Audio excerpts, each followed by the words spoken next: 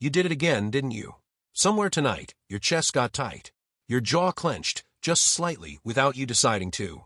Your hands found something to do. A dish, a phone, anything, so you would have to sit still with how heavy it actually felt. And instead of saying it out loud, you swallowed it. Quiet. Practiced.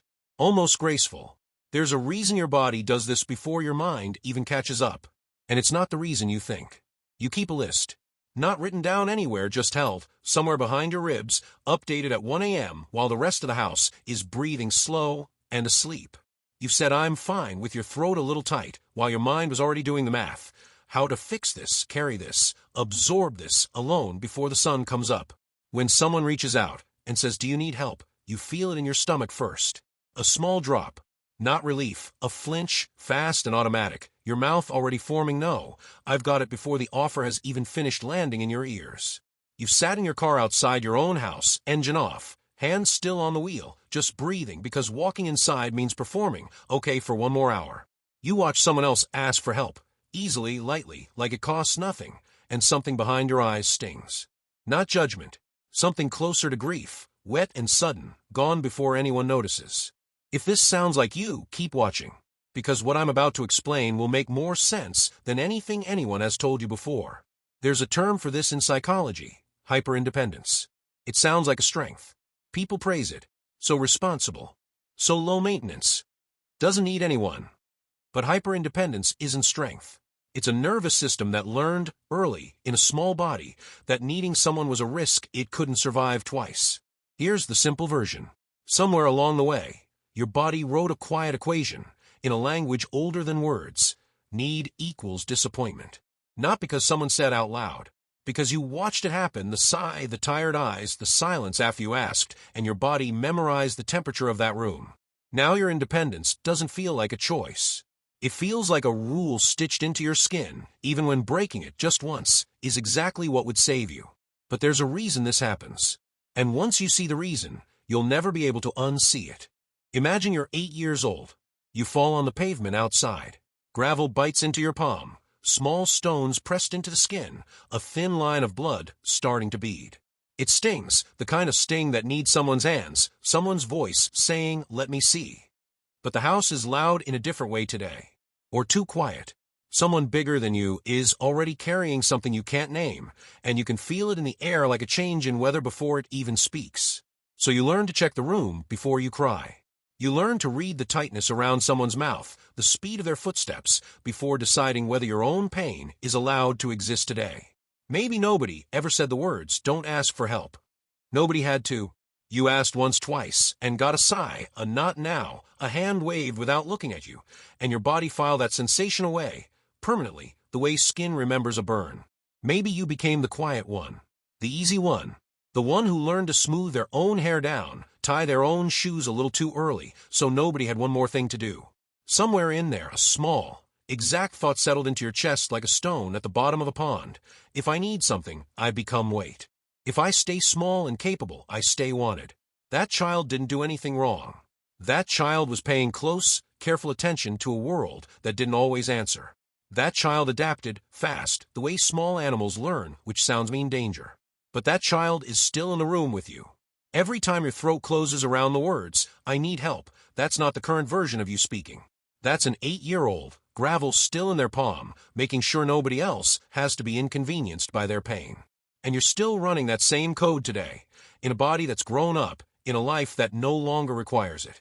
Here's what this pattern is quietly costing you. You wear yourself down to the bone doing, alone, what 2 hands were never built to hold.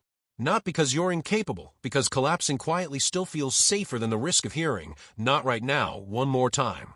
This is why relationships feel unbalanced even when they shouldn't. You give with open hands. You receive with your arms half-crossed, already calculating what you'll pay back, and when, and how fast. This is why people call you hard to read, or guarded, when really, closeness means being seen needing something, and your whole body still treats that like standing in an open field during a storm. This is why success can feel hollow, oddly cold, once you actually reach it. You built it alone, board by board, so there's no one standing there to take some of the weight once it's finally built. The finish line just becomes the next thing on the list. This is why you can be sitting in a warm room, surrounded by people who love you, laughter all around, and still feel a thin sheet of glass between you and everyone else, the specific loneliness of being the only one who knows exactly how tired you are. But there's one cost most people never see, and it's the one that hurts the most. The deepest cost isn't the exhaustion. It's this. By never letting anyone close enough to help you, you never find out who actually would have stayed. You protect yourself from being let down by making sure no one gets close enough to let you down. It feels like safety. It has the shape of safety. The temperature is wrong. You're not broken. You didn't choose this by accident. You built it brick by careful brick because it worked once when you were small in a room where it had to work. But you're not small anymore. And the armor that once saved a child in a hard house is the same armor now, sitting heavy on an adult's shoulders, keeping love at a careful, exhausting distance. You don't need to carry it all to prove you're strong. You already proved that. Years ago.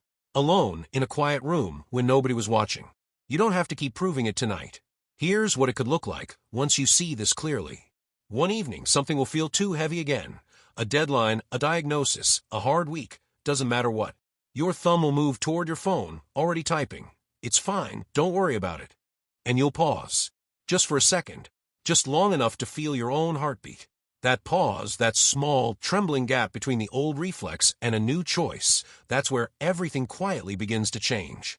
Maybe you don't send the brave message right away. Maybe you just notice the flinch this time, instead of obeying it without question. That's enough. That's the whole beginning. Somewhere further down the road, you'll let someone carry a small, ordinary piece of something for you. A ride home.